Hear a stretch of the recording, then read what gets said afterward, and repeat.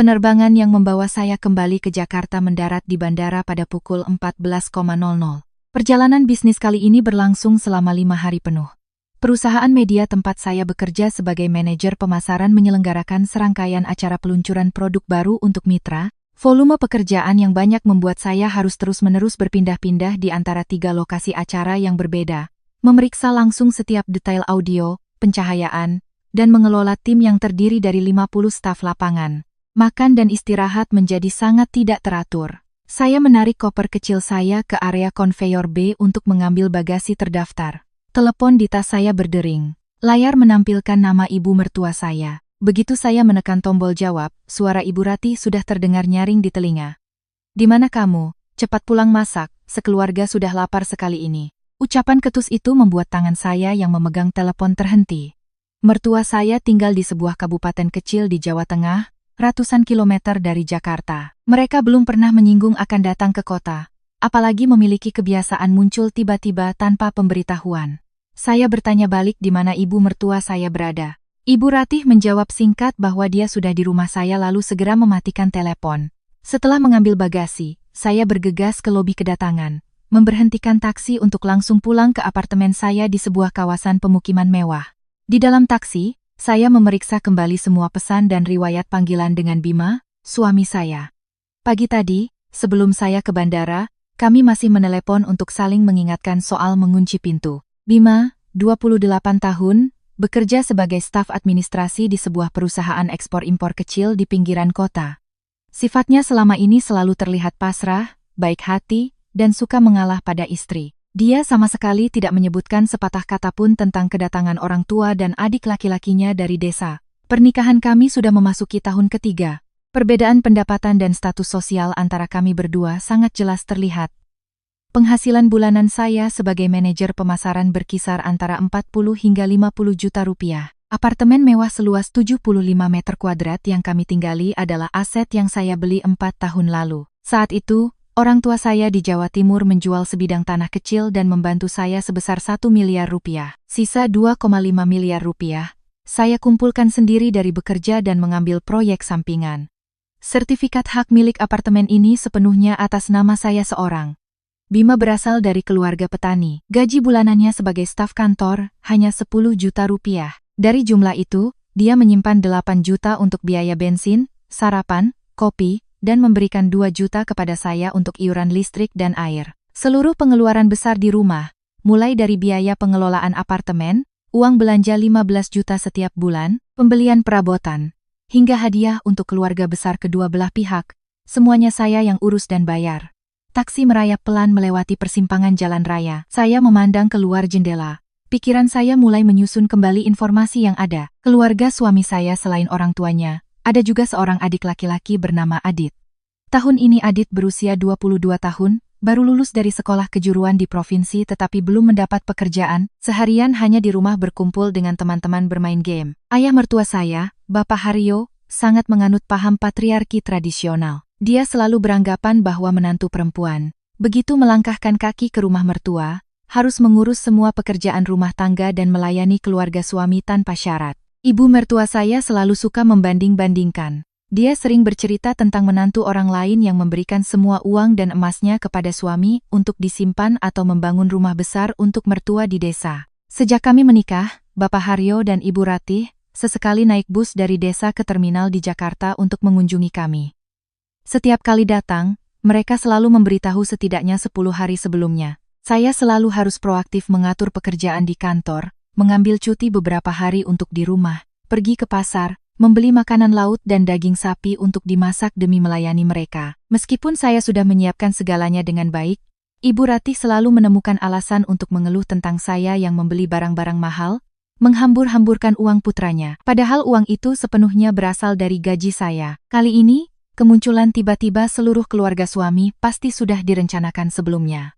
Bima pernah beberapa kali menyinggung ingin membawa Adit ke Jakarta untuk mencari pekerjaan, meminta saya menggunakan koneksi di perusahaan untuk mencarikannya posisi sebagai staf kantor. Saya menolaknya mentah-mentah karena tahu persis kemampuan dan sifat manja Adit. Taksi berhenti di depan lobi utama gedung apartemen. Saya mengeluarkan dompet dan membayar ongkos sebesar Rp250.000. Sambil membawa koper, Saya melewati pintu putar kaca dan langsung menuju area lift khusus penghuni. Pos keamanan dan manajemen gedung berada tepat di lantai dasar. Saya bertanya-tanya bagaimana mertua saya bisa naik ke apartemen tanpa kartu akses lift. Pasti Bima sudah memberikan kartu cadangan atau menjemput mereka langsung sebelum berangkat kerja. Saya menekan tombol ke lantai 15, berusaha mengatur napas, mempersiapkan mental untuk menghadapi kekacauan di ruang pribadi saya. Pintu lift terbuka, koridor sepi diterangi cahaya lampu. Saya menarik koper kecil saya ke ujung lorong, berhenti di depan pintu kayu apartemen yang sudah tidak asing lagi. Berdiri di depan pintu, saya menekan kata sandi 6 digit di kunci elektronik. Kunci berbunyi bip dan terbuka. Begitu saya mendorong pintu dan melangkah masuk, bau saus ikan yang bercampur dengan bau keringat langsung menusuk hidung. Yang pertama kali saya lihat adalah pemandangan seperti medan perang di area pintu masuk. Lemari sepatu dari kayu olahan yang saya pesan khusus masih tertutup, tetapi lantai keramik di luarnya berantakan dengan belasan pasang sandal dan sepatu asing. 2 pasang sandal jepit usang penuh lumpur merah, sepasang sepatu kets berdebu yang bagian tumitnya sudah rata, dan 3 pasang sandal dalam ruangan milik apartemen berserakan tidak beraturan. Apartemen saya biasanya selalu dibersihkan oleh petugas kebersihan setiap Sabtu pagi. Lantainya yang selalu bersih kini tercetak 5 hingga 6 jejak kaki hitam. Masuk ke ruang tamu, saya melihat di atas meja kopi kaca, kulit kuaci dan biji labu berserakan di mana-mana dan jatuh ke karpet wol abu-abu di bawahnya. 3 gelas kaca bekas minum teh dengan noda kuning menempel tergeletak di samping tisu bekas yang diremas dan dibuang sembarangan di sofa. Televisi 65 inci di ruang tamu mati, tetapi suara berisik datang dari 2 kamar tidur yang pintunya setengah tertutup. Saya meletakkan koper di dekat dinding dan melangkah ke area dapur yang bersebelahan. Bak cuci piring penuh dengan piring kotor, sumpit dan sendok berminyak dari makan siang yang belum dicuci. Panci dan wajan berserakan di atas meja dapur batu. Noda minyak bekas memasak berceceran di dinding kaca tempret berwarna hijau muda. 4 potong tulang ayam dan beberapa lembar tisu bekas dibuang langsung ke lantai dapur di samping tempat sampah yang tutupnya terbuka. Saya langsung menuju kamar tidur tamu yang terletak di sudut koridor. Kamar ini biasanya saya gunakan sebagai ruang kerja, sekaligus tempat istirahat untuk tamu. Di dalamnya sudah ada tempat tidur kecil dengan sprei putih dan 1 set komputer meja. Mendorong pelan pintunya, saya melihat Adit sedang berbaring malas di tempat tidur, kedua tangannya sibuk menekan ponsel. Suara dari permainan elektronik terdengar sangat keras. Selimut dan bantal tergulung menjadi tumpukan berantakan. Celana pendek dan kaos singlet kotor Adit tergeletak sembarangan di kursi putar kerja. Meja komputer saya diambil alih olehnya sebagai tempat meletakkan 2 kaleng minuman energi yang sudah diminum setengah dan abu rokok yang berserakan di atas meja kayu. Melihat saya masuk, Adit hanya melirik sekilas lalu kembali menatap layar, mulutnya bergumam mengumpat karena karakternya di game baru saja kalah. Dia sama sekali tidak mempedulikan kehadiran kakak iparnya yang baru saja pulang dari perjalanan bisnis. Saya berbalik, menuju kamar tidur utama kami. Pintu kamar terbuka lebar. Udara dingin dari AC terasa hingga ke koridor. Panel kontrol menunjukkan suhu diatur pada 16 derajat. Bapak Haryo dan Ibu Ratih sedang berbaring telentang di tempat tidur besar saya. Televisi yang tergantung di dinding menyala dengan volume 40, menayangkan sebuah program musik. Melihat saya muncul di pintu, Ibu Ratih langsung duduk, merapikan bajunya yang kusut. Dia mengerutkan kening, langsung melontarkan kritik. Dari mana saja kamu baru pulang jam segini? Orang tua datang dari pagi. Bima sibuk kerja tidak bisa izin. Kamu sebagai istri harusnya tahu diri pulang lebih awal untuk siapkan makan. Cepat simpan barang-barangmu lalu ke dapur masak makan malam. Bapak, Ibu, dan Adit sudah lapar seharian ini. Bapak Haryo yang berbaring di sebelahnya tidak berkata apa-apa, matanya masih terpaku pada layar televisi, sesekali menggaruk perut. Saya tidak langsung menjawab Ibu Ratih, melainkan mengedarkan pandangan ke sekeliling kamar tidur pribadi saya. Meja rias saya digeser ke sudut. Semua kosmetik saya didorong ke dinding, digantikan oleh 2 botol minyak angin, sisir plastik patah, dan sekantong plastik penuh tembakau milik Bapak Haryo yang diletakkan begitu saja di atas meja. Lemari pakaian tanam pintunya sedikit terbuka. Saya mendekat dan menariknya hingga terbuka penuh. Seluruh gaun sutra dan setelan kerja saya yang biasanya tergantung rapi kini dilepas dari gantungan dan dijejalkan ke laci paling bawah. Ruang gantung utama telah digantikan oleh pakaian berwarna gelap yang berbau kapur barus milik Bapak Haryo dan Ibu Ratih. Lemari kayu kecil, tempat saya biasa menyimpan dokumen kontrak dan 3 tas tangan juga ditarik keluar hingga ke dekat pintu kamar mandi untuk memberi tempat bagi 3 koper kain milik keluarga suami. Bahkan spray di tempat tidur pun sudah dilepas, digantikan oleh spray katun bermotif bunga besar berwarna merah menyala, yang mereka bawa sendiri dari desa. Semuanya telah diacak-acak dengan sengaja. Orang-orang yang berstatus sebagai mertua ini bersikap seolah-olah apartemen ini adalah milik putra mereka. Dan saya hanyalah seorang penyewa yang berkewajiban membersihkan dan menyiapkan makanan. Saya membanting pintu lemari pakaian dengan keras. Suara benturan itu memotong lagu yang terdengar dari televisi. Saya berbalik, berdiri tegak, melipat tangan di depan dada, berhadapan langsung dengan Ibu Ratih yang duduk di tempat tidur.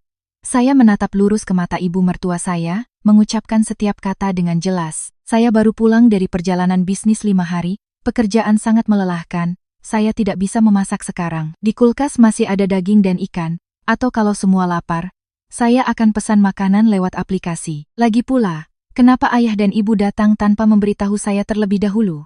Mendengar itu, alis Ibu Ratih menyatu, suaranya mulai melengking. Kamu bicara apa? Orang tua datang ke rumah anaknya sendiri harus pakai surat izin dulu. Rumah ini Bima yang jadi kepala keluarga. Dia yang panggil orang tuanya datang, ya kami datang. Kamu kerja cari uang sedikit saja sudah berani sombong sama mertua.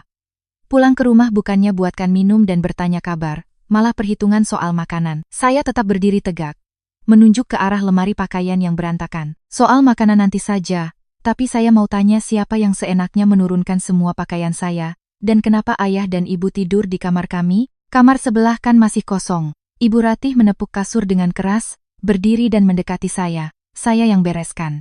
Baju-bajumu itu terlalu banyak makan tempat. Saya turunkan ke bawah supaya bisa gantung baju saya dan bapak biar tidak kusut. Kamar sebelah itu untuk Adit tidur.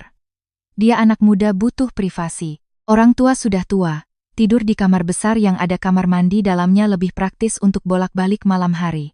Kamu itu menantu di rumah ini, mengalah sedikit sama orang tua apa ruginya? Bapak Haryo akhirnya mematikan televisi, ikut menimpali. Ibumu benar.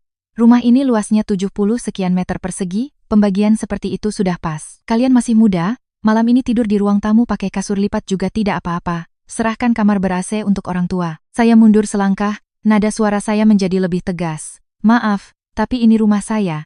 Seluruh uang untuk membeli apartemen ini adalah uang pribadi saya yang saya kumpulkan dan pemberian orang tua saya sebelum menikah dengan Mas Bima.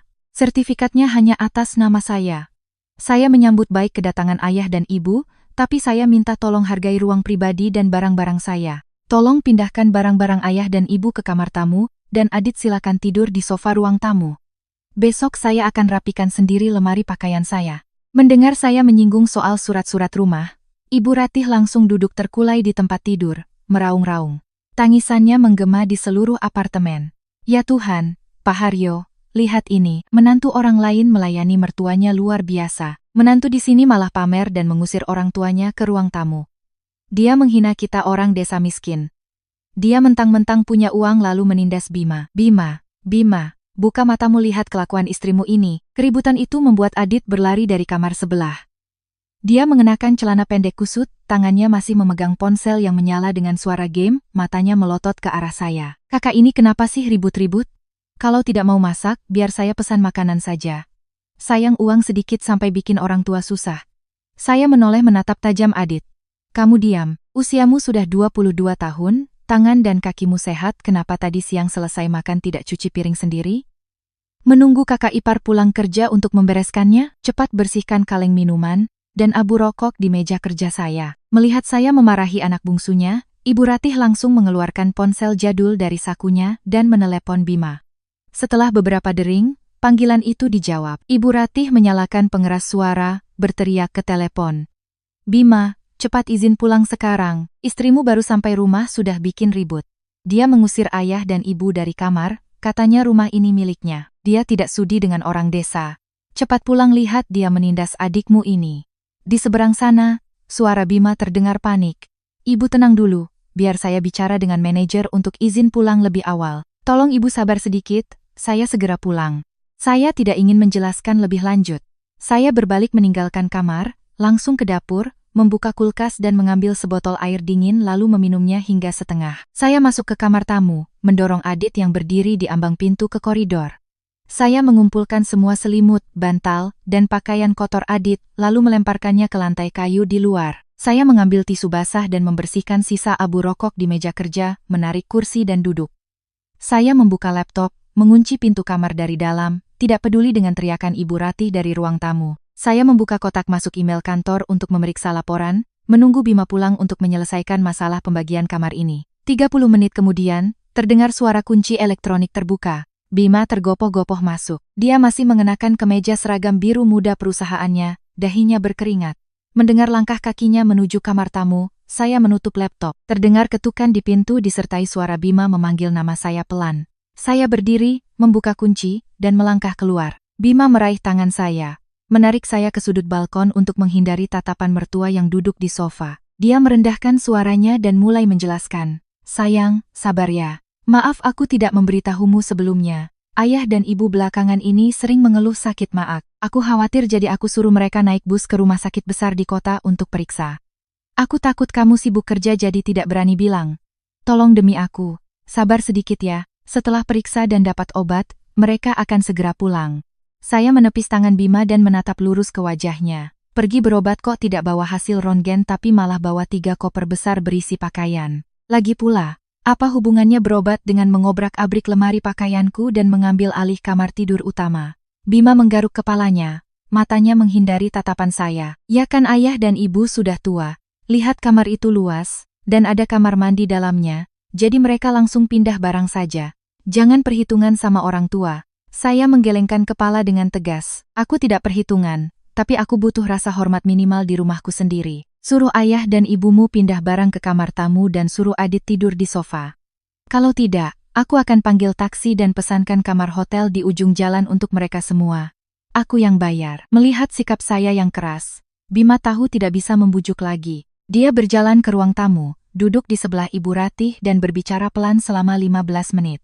Akhirnya, Bapak Haryo dengan kesal berdiri, masuk ke kamar tidur utama, dan menarik keluar 3 koper kain. Bima membantu orang tuanya memindahkan barang-barang ke kamar tamu. Adit dengan wajah cemberut memeluk tumpukan selimut dan bantalnya, melemparkannya ke sofa di ruang tamu sambil bergumam. Setelah merapikan kamar, Bima memesan 4 porsi nasi kotak melalui aplikasi untuk makan malam. Pukul 19.00, makanan tiba. 6 orang duduk mengelilingi meja makan kayu ek di dekat dapur.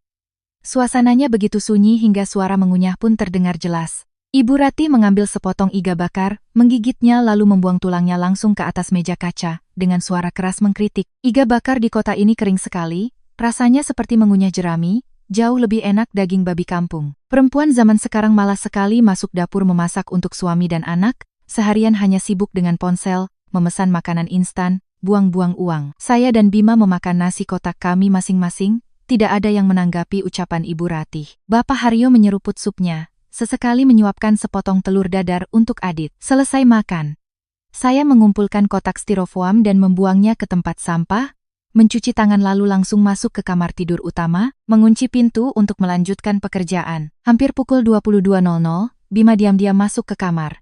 Dia duduk di tepi tempat tidur, menggosok kedua tangannya. Sayang soal Adit, kali ini dia akan tinggal agak lama. Aku berencana membiarkannya tinggal di kota sekitar sebulan untuk mencari pekerjaan administrasi kantor. Kamu kan manajer, koneksimu luas, coba lihat apakah ada perusahaan mitra yang sedang butuh karyawan, tolong masukkan CV-nya. Saya mengalihkan pandangan dari layar laptop, menatap Bima. Adit lulusan SMK Teknik Pendingin, belum punya pengalaman kerja, dan sifatnya manja. Perusahaanku bergerak di bidang media, butuh keahlian tinggi. Aku tidak bisa sembarangan memasukkan kerabat dan merusak reputasiku. Suruh Adit cari sendiri pekerjaan yang sesuai dengan ijazahnya di internet. Bima menghela napas, tidak memaksa lagi. Dia mengambil ponselnya dan masuk ke kamar mandi. Tiba-tiba saya menyadari sesuatu yang aneh. Biasanya di rumah, Bima selalu meletakkan ponselnya begitu saja di tempat tidur atau meja rias. Tetapi malam ini sejak pulang kerja, dia terus-menerus meletakkan ponselnya dengan layar menghadap ke bawah, dan selalu membawanya saat mandi atau ke toilet. Reaksi ini membuat saya mulai memperhatikan gerak-geriknya. Pukul 23.00, saya berguling-guling di tempat tidur yang sudah diganti dengan spray sutra yang biasa saya pakai. Di sebelah saya, Bima sudah tertidur pulas, suara dengkurannya teratur. Di luar, suara game dari ponsel Adit masih terdengar sayup-sayup melalui celah pintu. Jadwal tidur yang berantakan dan suara bising membuat saya tidak bisa tidur.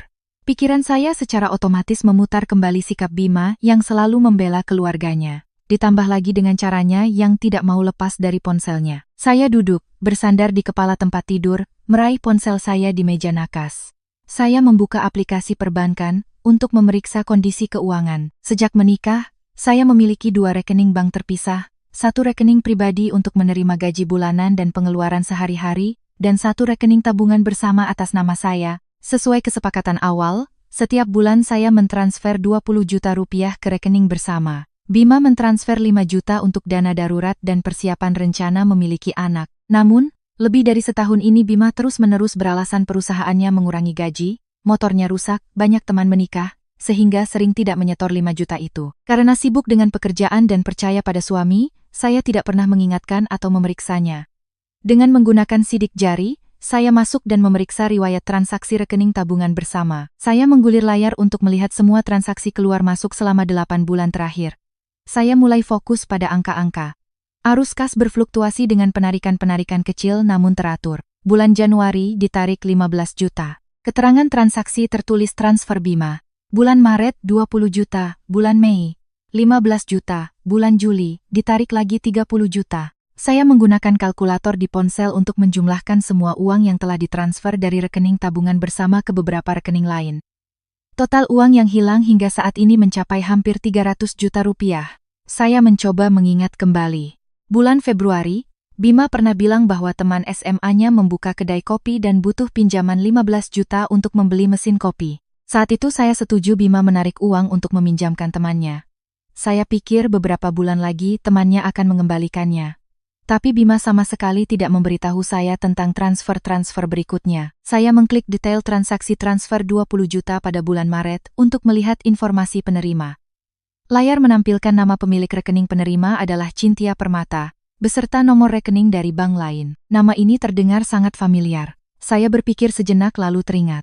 Cynthia adalah staf dokumentasi di perusahaan ekspor-impor tempat Bima bekerja 2 tahun lalu. Saya pernah bertemu dengannya sekali, di acara akhir tahun perusahaan Bima. Cynthia lebih muda 5 tahun dari Bima, penampilannya menarik dan cara bicaranya cukup genit. Bima tidak pernah menyebutkan bahwa dia masih berhubungan atau berbisnis dengan mantan rekan kerjanya ini. Tindakan diam-diam menarik uang tabungan bersama untuk ditransfer ke seorang gadis muda selama berbulan-bulan dengan jumlah ratusan juta rupiah adalah pertanda yang tidak bisa diabaikan. Alih-alih membangunkan Bima dan menanyainya malam itu juga, saya memutuskan untuk mengumpulkan bukti yang cukup. Saya mengambil tangkapan layar dari semua 12 transaksi transfer ke nama Cynthia Permata. Saya membuka aplikasi penyimpanan di ponsel, membuat folder tersembunyi dengan kata sandi, lalu mengunggah semua gambar yang baru saja saya ambil ke cloud. Setelah selesai, saya keluar dari aplikasi perbankan, membersihkan riwayat akses gambar di galeri ponsel. Saya mematikan layar ponsel, meletakkannya kembali di meja nakas, berbaring, saya menghadap ke balkon, memandang keluar jendela. Peristiwa yang terjadi hari ini, jika dirangkai menjadi satu, membentuk serangkaian konflik yang perlu diperjelas. Besok pagi, hal pertama yang akan saya lakukan adalah pergi ke cabang bank, untuk menarik seluruh sisa uang 500 juta rupiah di rekening bersama, dan memindahkannya ke rekening aman atas nama ibu saya. Jam digital di meja menunjukkan pukul 00.30. Di dalam kamar hanya terdengar suara kipas angin dari AC yang berhembus teratur. Bima masih berbaring miring membelakangi saya, napasnya teratur. Pikiran saya terus menghitung langkah-langkah selanjutnya untuk menangani dana bersama yang berkurang. Besok pagi, saya ada rapat penting dengan Dewan Direksi pada pukul 07.30 untuk melaporkan hasil dari serangkaian acara yang baru saja berlangsung. Saya meraih ponsel untuk menyetel alarm, tetapi layarnya gelap. Ponsel mati karena saya lupa mengisi daya setelah memeriksa aplikasi perbankan. Satu-satunya kabel pengisi daya di kamar sedang terpasang di ponsel Bima di meja kayu di sebelahnya. Saya bangkit, mencabut kabel dari ponsel Bima dan menyambungkannya ke ponsel saya. Ponsel saya butuh setidaknya 15 menit untuk memiliki cukup daya agar bisa menyala kembali. Khawatir terlambat rapat besok pagi, saya memutuskan untuk menggunakan ponsel Bima untuk menyetel alarm. Mengambil ponsel suami saya menyentuh layarnya. Ponsel meminta kata sandi 6 digit. Biasanya Bima menggunakan tanggal lahir saya yang digabungkan dengan tahun lahirnya sebagai kata sandi. Tapi ketika saya coba, ponsel menunjukkan kata sandi salah. Saya teringat saat membayar nasi kotak tadi sore, saya berdiri tepat di sebelahnya, dan melihat jarinya menekan deretan angka 600. Saya mencoba memasukkan deretan angka ini, layar langsung terbuka. Saya mencari ikon jam di layar utama, mengklik menu alarm dan mengatur waktu ke pukul 06.00 pagi. Tepat saat jari saya menyentuh tombol simpan, di bagian atas layar ponsel tiba-tiba muncul notifikasi. Aplikasi WhatsApp memberitahukan ada pesan baru. Pengirimnya disimpan dengan nama Cynthia karyawan lama. Pratinjau pesan ditampilkan dengan sangat jelas. Besok pagi jangan lupa izin kerja ya, jemput aku di gang buat periksa. Dokter bilang kali ini harus ada suami yang ikut untuk dengar detak jantung janin. Mata saya terpaku pada pesan singkat itu. Dua frasa detak jantung janin dan ibu dan anak muncul saling berhubungan sempurna dengan kecurigaan saya tentang 300 juta rupiah yang hilang dari rekening tabungan. Seorang wanita hamil memanggil suami saya dengan sebutan kakak dan memintanya untuk menemaninya ke klinik. Hubungan ini jelas sudah lebih dari sekadar mantan rekan kerja atau teman pinjam uang. Kehadiran janin ini adalah jawaban paling jelas atas tindakan Bima yang terus-menerus menarik uang selama 8 bulan terakhir. Saya mulai menganalisis kembali semua perilaku aneh Bima selama setahun terakhir. Sekitar 10 bulan yang lalu, Bima beralasan perusahaannya mengganti sistem perangkat lunak akuntansi yang mengharuskan karyawan lembur setiap Selasa dan Kamis malam. Dia sering pergi lebih awal dan pulang lebih larut. Uang 5 juta rupiah, yang seharusnya disetorkan setiap bulan ke rekening bersama juga dihentikannya sejak saat itu dengan alasan gajinya dipotong. Selanjutnya, sejumlah besar uang ditarik dari bulan Januari hingga Juli. Pada bulan Maret saat menarik 20 juta, dia bilang harus mengganti rugi karena ada kesalahan dokumen pada pengiriman barang ekspor. Bulan Juli saat menarik 30 juta, alasannya adalah untuk modal membeli sebidang tanah kecil di desa. Semua penjelasan itu dibuat untuk menutupi perselingkuhannya. Kedatangan tiba-tiba keluarga suami ke kota, dan mengambil alih kamar tidur juga menjadi lebih jelas tujuannya.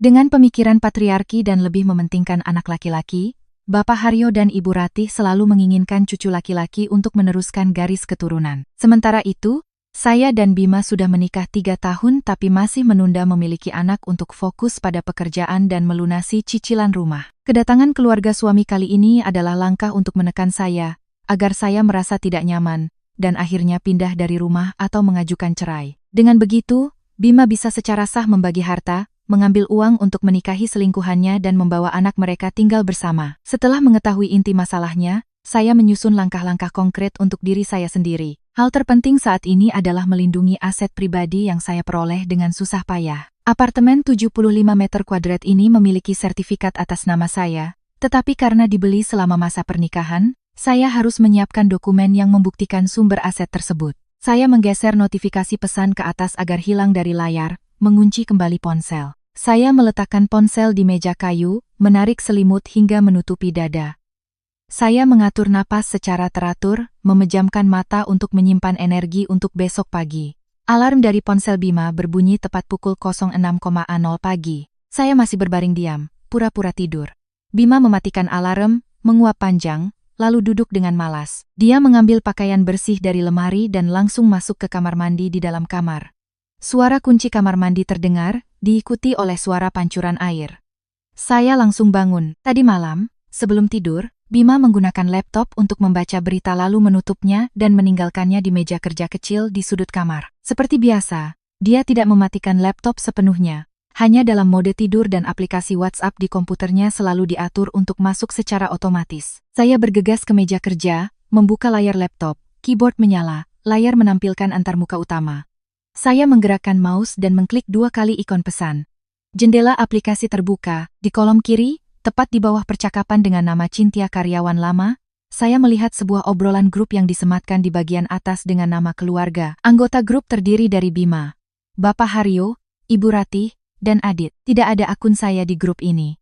Saya menggulir ke atas untuk membaca riwayat percakapan selama seminggu terakhir. Tadi malam sekitar pukul 22.30, saat Bima keluar untuk berbicara dengan orang tuanya, Ibu Ratih mengirim pesan ke grup. Bima, biarkan saja Ibu dan Adit tinggal di sini, tidak perlu pindah. Dia tidak suka ya, biar saja dia yang angkat koper pergi. Rumah ini bagaimanapun juga harus dibagi 2. Nanti uangnya bisa dipakai untuk beli rumah lain dan jemput si Cynthia biar dia melahirkan di sini. Bima langsung membalas. Ibu sabar dulu, surat-surat rumah semua dipegang dia. Aku sedang cari cara untuk minta dia menambahkan namaku di sertifikat dengan alasan pinjam modal usaha. Aku sudah kasih Cynthia 300 juta untuk buka warung minuman di pinggir kota. Belakangan ini dia mual-mual dan lemas. Tunggu urusan rumah ini selesai, aku akan urus cerai dan jemput dia. Dengan baik-baik. Adit menyambung, kakak ipar ini pelit sekali. Kakak ipar kok pulang kerja tidak bawakan oleh-oleh. Rumah besar tapi mengusir aku tidur di sofa. Mas Bima cepat urus surat rumahnya biar aku juga bisa ikut punya nama. Akhirnya Bapak Haryo mengetik dengan lugas. Perempuan menikah 3 tahun tidak bisa punya anak ya buang saja, menikah 3 tahun tidak punya anak ya aku izinkan menikah lagi. Lakukan saja sesuai rencana, buat dia tidak betah nanti juga dia serahkan rumah itu. Saya mengeluarkan ponsel dari saku, membuka mode rekam video. Saya menyesuaikan sudut pengambilan gambar, agar tidak ada pantulan cahaya dari lampu langit-langit ke layar laptop. Menekan tombol rekam, saya menggulir perlahan dari atas ke bawah seluruh percakapan di grup obrolan. Saya merekam dengan jelas tanggal dan waktu setiap pesan, nama akun, dan foto profil setiap orang. Setelah selesai merekam video berdurasi 3 menit, saya mengambil 10 foto tangkapan layar dari pesan-pesan terpenting. Saya segera mengirim semua data ini ke penyimpanan cloud saya, lalu menghapus semua jejak di galeri foto ponsel. Saya menutup jendela aplikasi pesan, menutup layar laptop, dan meletakkannya kembali di posisi semula. Suara air di kamar mandi baru saja berhenti. Saya bergegas ke lemari pakaian, mengambil satu setelan kerja, berganti pakaian, dan merapikan rambut. Pintu kamar mandi terbuka, Bima keluar dengan handuk melilit pinggangnya. Dia melihat saya berdiri di depan cermin, dan bertanya, "Hari ini kamu berangkat kerja pagi sekali, tidak masak sarapan?" Saya mengancingkan kemeja dan menjawab dengan nada tenang, "Ada rapat penting di kantor, aku harus datang lebih awal untuk menyiapkan materi. Di kulkas masih ada ayam dan sayuran. Suruh ayah dan ibu panaskan saja, siang ini aku tidak pulang." Selesai bicara, saya mengambil tas, mengenakan sepatu hak tinggi, lalu keluar dari kamar. Di ruang tamu, Adit masih terbungkus selimut tidur di sofa. Saya membuka pintu utama, menutupnya, lalu berjalan ke lift. Menekan tombol ke lantai bawah tanah. Saya mengambil kunci motor, menyalakannya, dan langsung menuju jalan raya. Saya berkendara ke kantor di pusat kota, menempelkan kartu karyawan, dan tiba di meja kerja pada pukul 07.15. Membuka komputer pribadi, hal pertama yang saya lakukan adalah mencari informasi tentang kantor pengacara yang berspesialisasi dalam perceraian dan sengketa properti yang paling terkemuka di area tersebut. Saya mengangkat telepon meja, menekan nomor asisten saya. "Tolong jadwalkan ulang rapat pagi ini ke sore hari, pagi ini saya ada urusan pribadi mendadak." Setelah menutup telepon, saya merapikan surat-surat rumah dan kartu keluarga yang sudah saya siapkan di tas, berdiri, dan keluar dari ruangan. Pagi ini saya akan bertemu dengan pengacara untuk segera mengambil langkah hukum melindungi aset saya sebelum keluarga Bima bertindak lebih jauh. Meninggalkan tempat parkir kantor, saya bergabung dengan lalu lintas padat di jalan utama. Setelah berkendara sekitar 15 menit, saya menepi, mampir ke sebuah kedai kopi langganan, memesan segelas kopi hitam tanpa gula, dan memilih meja di sudut yang tersembunyi. Saya membuka ponsel dan mengakses kembali folder penyimpanan cloud untuk memeriksa file-file yang baru saja saya unggah pagi ini. Seluruh rekaman video layar pesan, foto berdeham tangkapan layar dari obrolan grup keluarga Bima dan serangkaian transaksi transfer ke Cynthia Permata ditampilkan dengan lengkap dan jelas. Saya meluangkan waktu 30 menit untuk menyusun bukti-bukti ini ke dalam 3 folder terpisah, menamainya sesuai kategori, masalah keuangan, bukti perselingkuhan, dan konspirasi penggelapan aset. Setelah selesai menyimpan, saya mematikan layar, mengambil cangkir kopi dan menyesapnya. 3 tahun hidup bersama seorang pria yang selalu tampak mengalah ternyata adalah sebuah drama yang telah disutradarai dengan baik sejak awal, dengan keterlibatan seluruh keluarga suami. Alih-alih bertanya, membuat keributan, atau merusak barang-barang di rumah, saya lebih memilih untuk menghitung langkah-langkah hukum selanjutnya. Tepat pukul 08.30, saya kembali ke kantor. Rapat yang seharusnya diadakan sore hari dimajukan. Duduk di kursi pimpinan rapat, saya membuka file presentasi laporan, dengan jelas memaparkan data mengenai jangkauan media, anggaran yang telah dikeluarkan, dan tanggapan pelanggan terhadap serangkaian acara yang baru saja berlangsung. Selama 1,5 jam, saya tetap fokus bekerja, menjawab dengan lugas setiap pertanyaan dari Dewan Direksi. Asisten saya yang duduk di sebelah terus mencatat notulen rapat. Pukul 10.30, rapat berakhir dengan baik. Kembali ke ruang kerja pribadi, saya memanggil asisten saya untuk menugaskan pekerjaan menindaklanjuti kontrak iklan minggu depan. Setelah menyelesaikan urusan kantor, saya membuka browser web di komputer, mencari nomor telepon kantor pengacara terkemuka di Jalan Besar. Saya menelepon nomor hotline. Di seberang sana, seorang operator wanita menjawab, "Saya meminta untuk membuat janji konsultasi langsung dengan pengacara yang berspesialisasi dalam masalah perkawinan."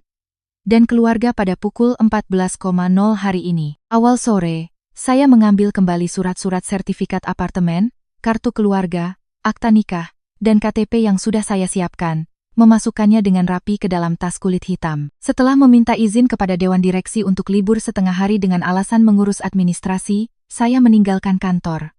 Tiba di kantor pengacara, saya diarahkan oleh resepsionis ke ruang tamu nomor 3. Seorang pria berusia sekitar 40 tahun yang mengenakan setelan abu-abu memperkenalkan diri sebagai pengacara Budi. Saya meletakkan semua berkas asli di atas meja kaca, sekaligus membuka ponsel dan menghubungkannya ke printer kantor untuk mencetak foto-foto transaksi bank dan pesan teks. Pengacara Budi mengambil tumpukan dokumen dan memeriksanya dengan teliti halaman demi halaman. Saya langsung ke inti permasalahan. Saya ingin mengajukan gugatan cerai sepihak. Apartemen ini dibeli sebelum menikah. Sumber dananya dari orang tua saya dan tabungan pribadi saya, sertifikatnya hanya atas nama saya. Namun, dana bersama kami telah ditarik olehnya secara sepihak sebesar hampir 300 juta rupiah untuk diberikan kepada selingkuhannya. Saya perlu tahu bagaimana hukum melindungi rumah ini dan cara menuntut kembali uang tersebut. Pengacara Budi mencatat beberapa baris di buku catatannya, lalu menatap saya. Sikap tenang Anda dalam menangani masalah ini sangat baik. Secara hukum, apartemen yang diperoleh sebelum masa perkawinan dan atas nama Anda sendiri adalah harta pribadi Anda. Suami tidak berhak menuntut atau meminta bagian. Mengenai uang 300 juta rupiah yang ditarik dari rekening bersama, Anda sudah memiliki bukti rekening koran yang menunjukkan aliran dana tersebut. Pesan teks yang Anda foto, di mana dia mengakui mengambil 300 juta untuk membuka warung minuman bagi selingkuhannya, adalah bukti fisik yang penting. Anda berhak penuh menuntut pengadilan untuk memaksa suami mengembalikan seluruh bagian Anda dalam dana bersama tersebut, atau dikompensasikan dengan aset bersama lainnya jika ada. Mengenai perselingkuhan, foto tangkapan layar percakapan tentang pemeriksaan kehamilan adalah dasar bagi pengadilan untuk mempertimbangkan pelanggaran terhadap prinsip monogami yang akan mempercepat proses gugatan cerai sepihak. Pengacara menyarankan saya untuk tetap bersikap normal di rumah dan mengumpulkan lebih banyak bukti foto langsung dari suami dan selingkuhannya untuk memperkuat berkas. Setelah mencatat semua petunjuk hukum, saya membayar biaya konsultasi, mengumpulkan kembali surat-surat, memasukkannya ke dalam tas, lalu meninggalkan kantor pengacara. Meninggalkan kantor pengacara, jam menunjukkan pukul 15.00, saya mengendarai motor di sepanjang jalan besar, berbelok ke cabang bank tempat saya membuka rekening bersama. Pagi ini, saya sudah menghubungi teller yang saya kenal untuk mengurus prosedur ini. Mengambil nomor antrian, saya menunggu sekitar 5 menit sebelum dipanggil ke loket nomor 2. Meletakkan KTP dan kartu ATM di meja, saya meminta untuk menarik seluruh sisa uang 500 juta rupiah di rekening tabungan bersama, sekaligus menarik 200 juta dari rekening pribadi saya, total 700 juta rupiah. Petugas bank dengan cepat mencetak slip penarikan. Saya menandatangani di sudut kanan bawah ketiga lembar slip tersebut. Selesai. Saya menyebutkan nomor rekening bank atas nama ibu saya. Saya meminta untuk mentransfer seluruh 700 juta rupiah, yang baru saja saya tarik ke rekening tersebut. Pada keterangan transfer, saya tulis kirim ibu untuk renovasi rumah di kampung. 10 menit kemudian, ponsel saya menerima notifikasi perubahan saldo. Transaksi transfer berhasil. Mulai saat ini, seluruh uang tunai saya telah aman, tidak akan ada kesempatan bagi Bima untuk menyentuhnya. Pukul 17.30, saya mampir ke supermarket di jalan besar dekat rumah, membeli beberapa potong iga, sayur sawi, dan beberapa jenis buah. Saya mempertimbangkan dengan matang untuk tetap bersikap ramah. Menjalankan peran sebagai menantu yang baik saat ini adalah cara terbaik agar keluarga Bima tidak curiga. Dengan begitu, mereka akan lengah dan menunjukkan lebih banyak kelemahan. Pukul 18.00, saya membawa kantong plastik belanjaan masuk ke dalam rumah. Ruang tamu masih berantakan dengan bungkus makanan ringan. Adit duduk dengan kaki di atas meja kopi, matanya terpaku pada televisi bermain game. Melihat saya pulang, Adit tidak menyapa. Hanya melirik. Saya langsung membawa belanjaan ke dapur, menyingsingkan lengan baju, dan mulai mencuci sayur serta mengolah daging. Bima pulang kerja 10 menit kemudian, dia berganti pakaian, bergegas ke dapur berpura-pura membantu saya menyiapkan makan malam. Bima tersenyum palsu, bertanya, "Bagaimana pekerjaan di kantor hari ini?" "Biar aku yang bawa panci sayur ke meja." Saya tetap tenang dan mengangguk ringan. Pekerjaan lancar. Panggil ayah, ibu, dan Adit untuk makan selagi hangat. Meja makan sudah disiapkan. Malam ini saya memasak iga asam manis dan sup sawi dengan daging cincang. Makanan kesukaan Bapak Haryo dan Ibu Ratih. Ibu Ratih mengambil sepotong iga, mengunyahnya, sikapnya sudah tidak semarah kemarin. Sambil mengunyah dia berkata, "Nah, pulang kerja masak seperti ini kan bagus. Rumah ada perempuannya ya dapurnya harus ngebul." Bapak Haryo dan Adit makan dalam diam. Bima terus-menerus menyajikan lauk ke piring saya, menunjukkan perhatian. Adit selesai makan nasi piring kedua, meletakkan sumpitnya, dan menatap Bima. "Mas Bima, besok minta 2 juta ya, mau beli kartu untuk upgrade karakter game. Dari tadi main kalah terus bikin kesal." Bima ragu-ragu menatap saya. Belum sempat menjawab, Ibu Ratih sudah menyela. "Kamu ambil saja uang dari istrimu, kasih adikmu sedikit. Anak muda baru datang ke kota belum punya kerjaan, biarkan dia main sebentar untuk hiburan." Saya meletakkan mangkuk nasi, mengambil tisu, dan menjawab dengan nada datar. "Gajiku bulan ini belum masuk, dana bersama dipegang Mas Bima untuk keperluan. Mas ambil saja kasih Adit." Mendengar kata dana bersama, raut wajah Bima sedikit berubah. Dia buru-buru mengeluarkan dompet, mengambil 2 lembar uang Rp500.000, dan memberikannya kepada Adit sambil berkata, "Pakai ini dulu." Selesai makan, saya berinisiatif membersihkan piring dan membawanya ke wastafel. Bima mengambil tusuk gigi, menyeduh teh, dan membawanya ke ruang tamu untuk orang tuanya. Berdiri di dapur, saya mendengar jelas bisik-bisik keluarga mereka di ruang tamu. Ibu Ratih merendahkan suaranya, "Lihat kan, aku bilang juga apa, kalau kita keras sedikit dia pasti nurut. Rumah ini kamu suaminya, kamu yang harus pegang kendali, suruh dia balik nama surat rumah." Bima bergumam tidak jelas. Saya selesai mencuci piring terakhir, menaruhnya di rak, mengeringkan tangan, lalu berjalan santai keluar. Saya tersenyum tipis pada Ibu Ratih. "Saya sudah selesai cuci piring, Ayah dan Ibu silakan nonton TV minum teh, saya izin masuk ke ruang kerja untuk menyelesaikan berkas kantor." Selesai berkata, saya langsung masuk ke kamar tamu dan mengunci pintu. Drama keluarga bahagia yang mereka perankan masih sangat meyakinkan, tetapi mereka tidak tahu bahwa saya sudah memegang seluruh naskahnya, dan hanya menunggu waktu yang tepat untuk menurunkannya. Siang hari Rabu, sejak keluarga Bima pindah, saya beralasan ada janji bertemu klien untuk meninggalkan kantor lebih awal pada pukul 11.30. Alih-alih makan siang, saya langsung mengendarai motor ke sebuah kawasan yang khusus menjual peralatan elektronik. Toko sepi. Saya meminta karyawan untuk merekomendasikan kamera pengintai dengan ukuran paling kecil, yang mendukung koneksi Wi-Fi dan dapat dipantau langsung melalui aplikasi di ponsel. Karyawan itu dengan cepat mengeluarkan sebuah kamera berbentuk setengah bola seukuran kepalan tangan anak kecil berwarna hitam matte. Saya membeli tambahan kartu memori berkapasitas besar yang cukup untuk merekam data secara terus-menerus selama 10 hari. Setelah membayar lebih dari 1 juta rupiah, saya memasukkan kotak itu ke dalam tas dan kembali ke apartemen. Saat ini Bima sedang di tempat kerja.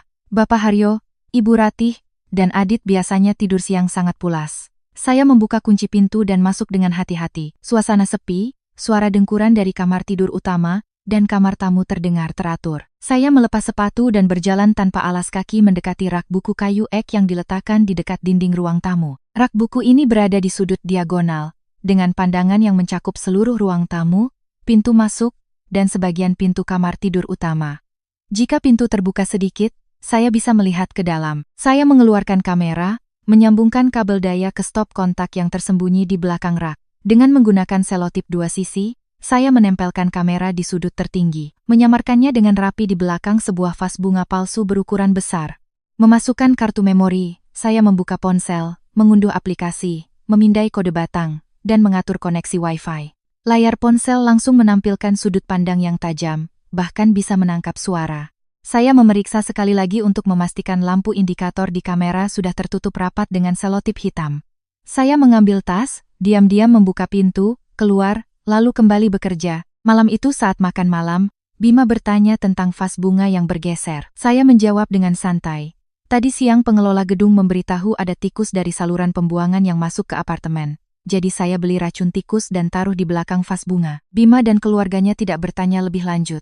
3 hari berikutnya berlalu dengan tenang. Hingga Jumat pagi, saat saya sedang memeriksa laporan anggaran di kantor, aplikasi pengintai di ponsel mengirimkan notifikasi adanya pergerakan tidak biasa di rumah. Saya memasang earphone nirkabel dan membuka aplikasi. Layar menampilkan ruang tamu yang kosong. Bapak Haryo dan Ibu Ratih sudah pergi jalan-jalan ke taman di dalam kompleks. Bima sudah berangkat kerja, hanya Adit yang ada di rumah. Dia mengenakan celana pendek kusut, keluar dari kamar tamu ke ruang tamu, melihat sekeliling. Merasa tidak ada orang, Adit meregangkan badan dan langsung menuju kamar tidur utama saya dan Bima yang pintunya terbuka lebar. Karena sudut pandang kamera terbatas oleh tepi pintu, Saya tidak bisa melihat jelas semua tindakan Adit di dalam, tetapi saya mendengar dengan jelas suara laci lemari kayu yang ditarik dan ditutup berulang kali. Suara barang-barang yang bergesekan datang dari area meja rias saya. Sekitar 5 menit kemudian, Adit keluar dari kamar tidur utama, duduk di sofa di ruang tamu, tepat di tengah sorotan kamera. Di tangan Adit saat ini ada sebuah kotak beludru berwarna merah tua. Saya menahan napas mengamati. Itu adalah kotak jam tangan berlapis emas bertabur batu mulia, seharga 15 juta rupiah, yang baru saya beli dalam perjalanan bisnis bulan lalu. Saya berencana menyimpannya untuk hadiah ulang tahun ke-60 ibu saya bulan depan. Kotak itu saya simpan di laci paling bawah meja rias yang terkunci rapat.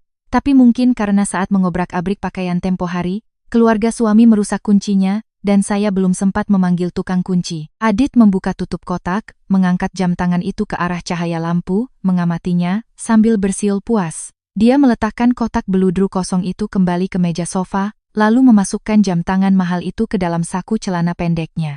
Adit mengambil kaus di sandaran kursi, memakainya, mengenakan sandal jepit, lalu membuka pintu utama dan keluar rumah. Saya segera memotong klip video berdurasi 7 menit yang merekam seluruh proses tindakan Adit, menyimpannya ke memori ponsel dan mengunggahnya ke cloud. Meletakkan ponsel di meja kerja, saya tersenyum sinis. Keluarga Bima telah memberikan kartu truf terakhir kepada saya. Saatnya membuka semua kartu. Senin pagi, saya menelepon Rina, sahabat saya sejak kuliah yang sekarang menjalankan sebuah perusahaan detektif swasta kecil di pusat kota.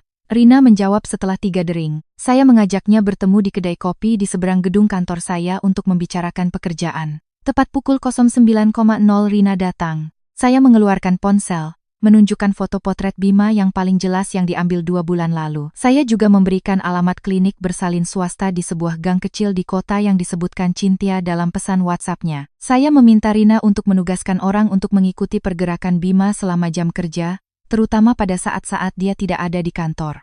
Rina mencatat semua informasi dengan cermat. Nomor polisi motor, alamat kantor Bima, dan nama lengkap Cynthia Permata di buku catatannya.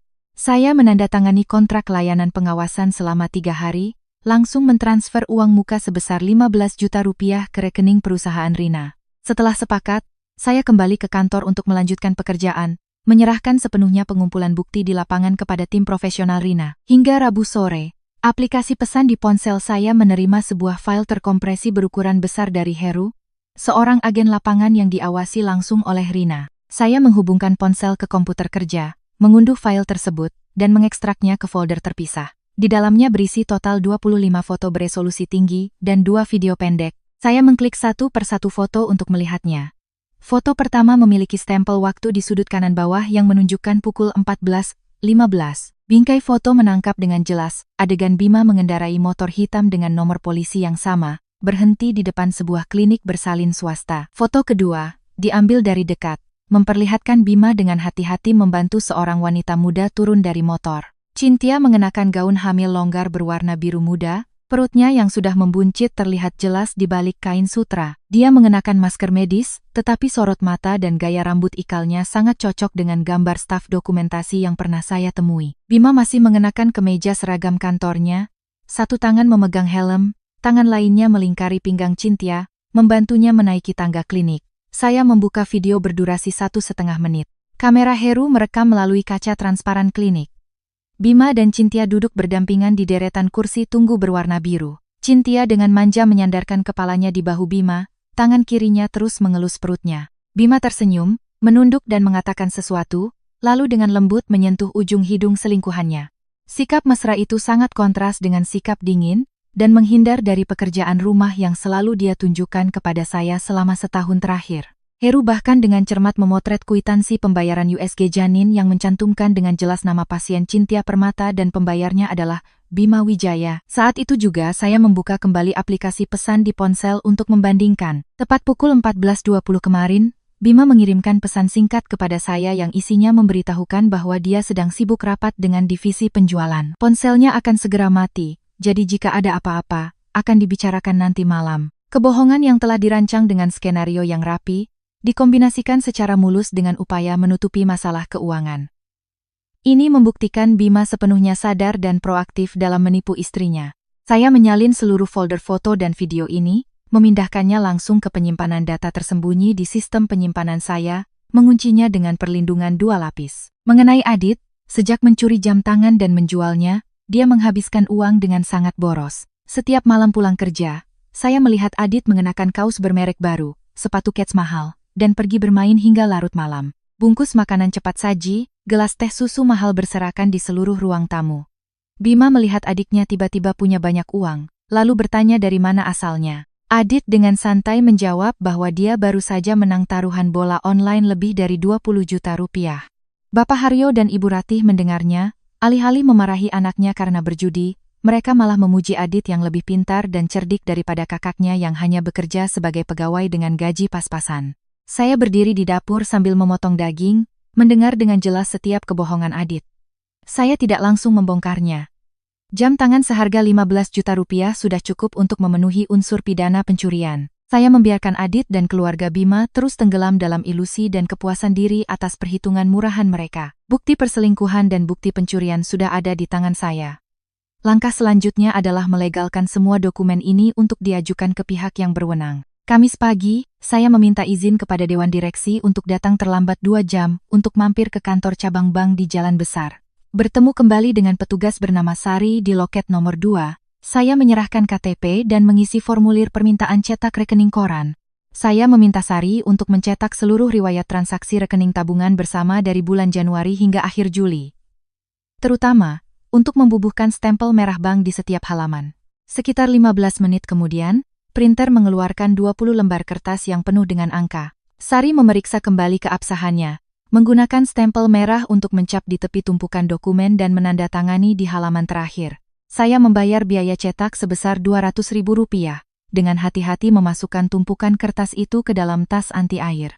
Aliran dana sebesar 300 juta rupiah dari rekening saya yang ditransfer ke rekening Bima, kemudian langsung ditransfer lagi ke nomor rekening Bank Cintia Permata telah tercatat dengan jelas dan transparan di bawah jaminan bank. Ini adalah dasar hukum terkuat bagi saya, untuk menuntut pengadilan membekukan aset dan memaksa Bima mengembalikan uang yang telah digelapkan.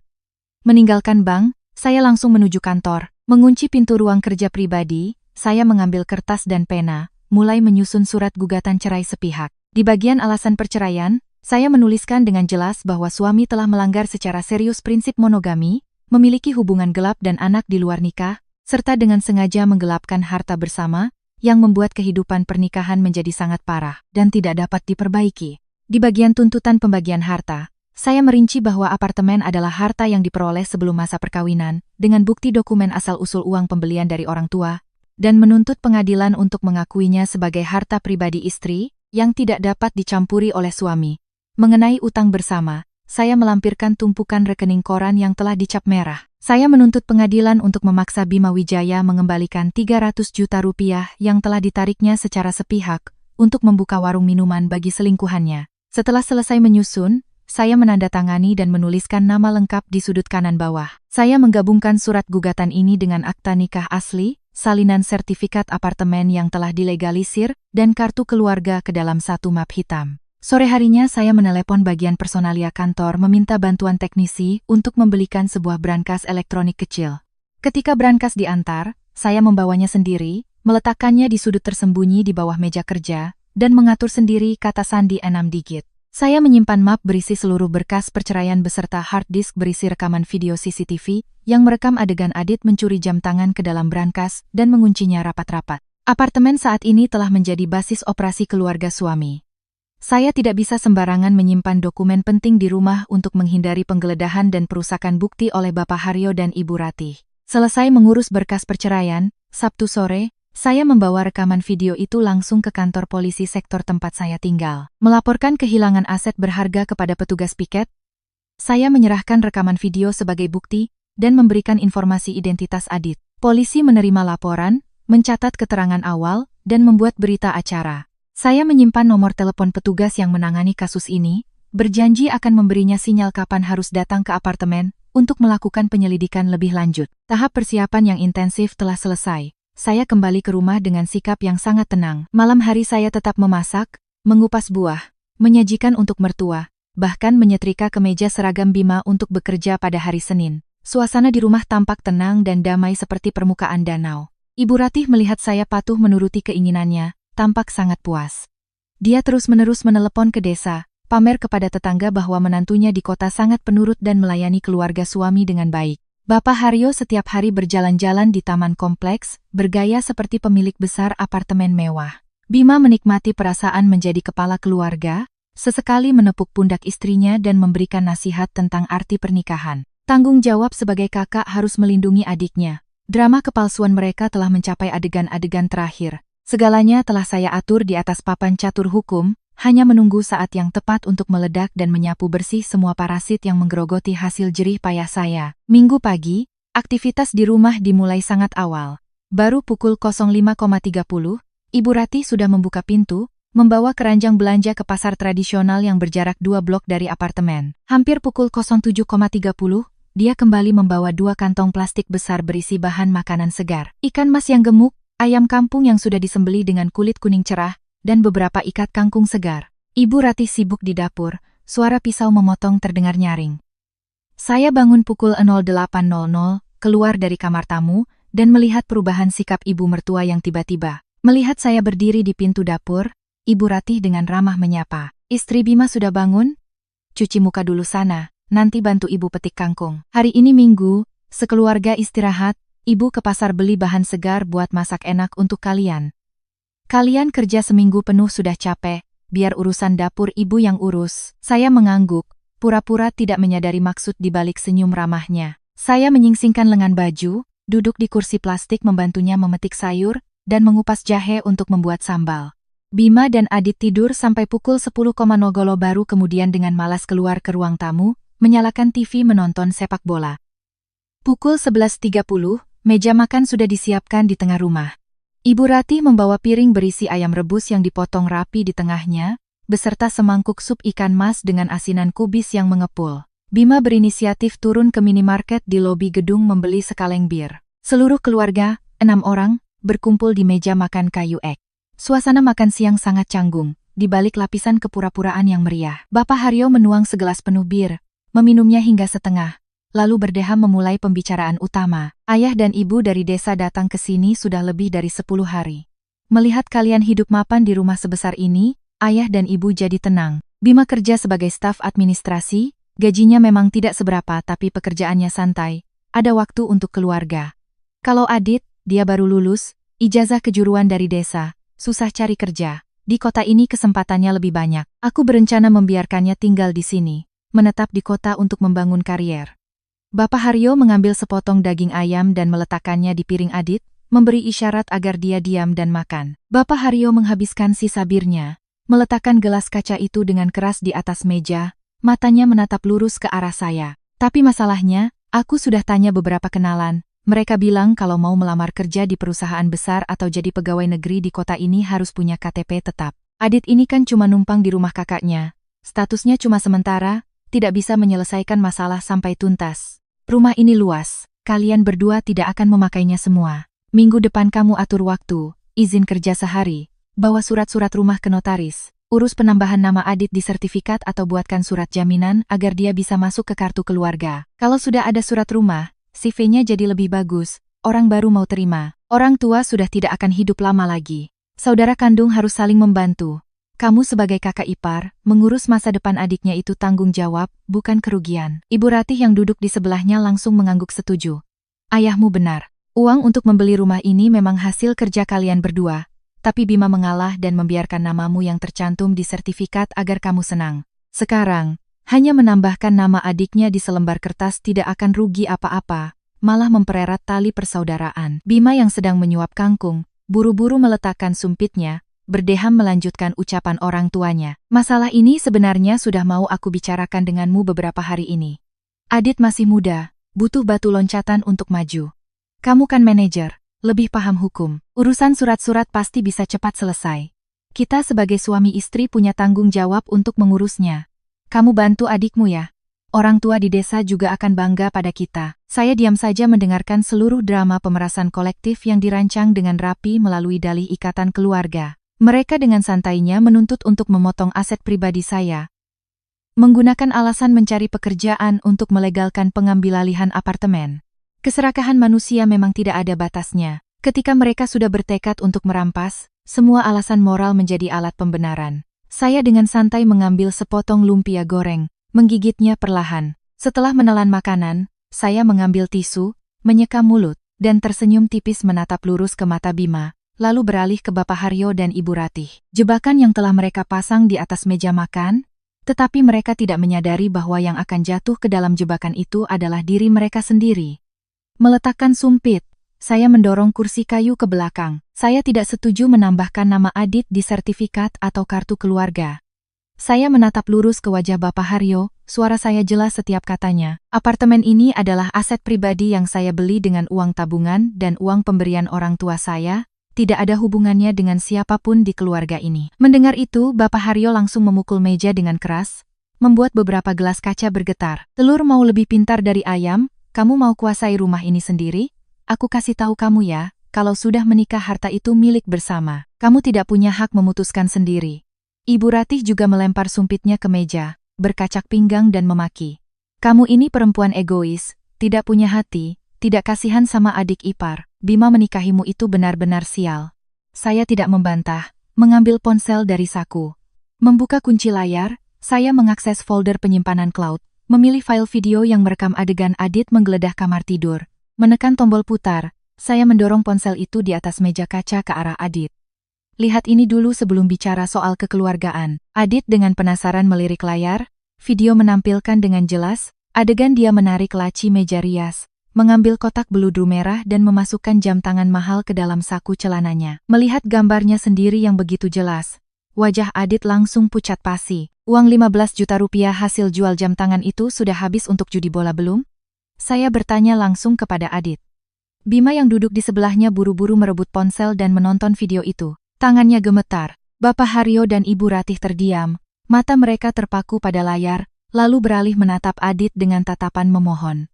Tapi Adit hanya bisa menundukkan kepala. Kedua tangannya saling meremas hingga memerah. Belum sempat mereka bereaksi, saya menggeser layar ke kanan, membuka serangkaian foto Bima dan Cynthia di klinik bersalin.